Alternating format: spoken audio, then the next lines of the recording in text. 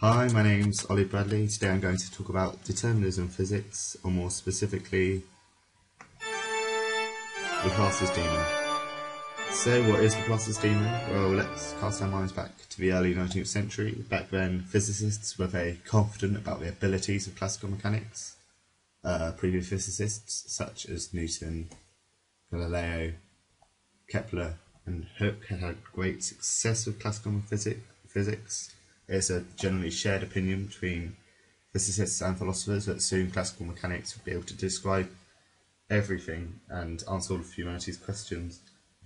In 1814, a philosopher and mathematician called Pierre-Simon Laplace was so confident about the abilities of classical mechanics, he published an article claiming that soon humanity, or an intellect like it, would unify all physics into one master formula that would be able to describe the entire universe.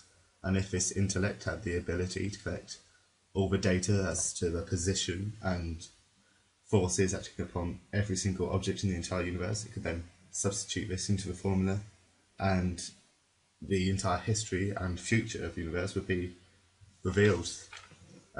It's quite a thing to claim that the universe is the effect of its own past and the cause of its own future, and that one day all theories of physics would be unified. This is what became known as Laplace's demon, and if he lived long enough to witness the birth of quantum mechanics, it would come back to haunt him. So, was Laplace correct? In 1961, a meteorologist called Edward Lorenz was using computer simulations to describe the weather. He found that his simulations were very sensitive to his inputs as to their outputs. A change as small as a butterfly flapping its wings could, over time, cause an effect as large as a hurricane. So what this means is that the universe is very sensitive to tiny, minute changes. So the theory described by Laplace would have to have some sort of means to determine the exact values of every variable in the universe in order for this formula for everything to be able to predict anything. Is it possible to determine the exact values of everything in the universe? Well, in the 1920s, Werner Heisenberg discovered the uncertainty principle.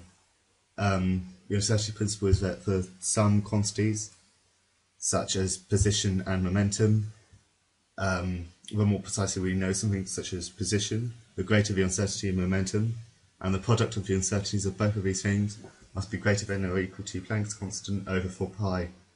So basically, no, Laplace was unfortunately wrong. We'll never be able to describe the entire universe. But was Laplace still correct when he said that the universe is the effect of its past and the cause of its future? It's an interesting thing to think about, but in order to know that, we'll have to look at things like the Schrödinger wave function, the EPR paradox, and interpretations of physics. Perhaps we'll do that next time. Goodbye.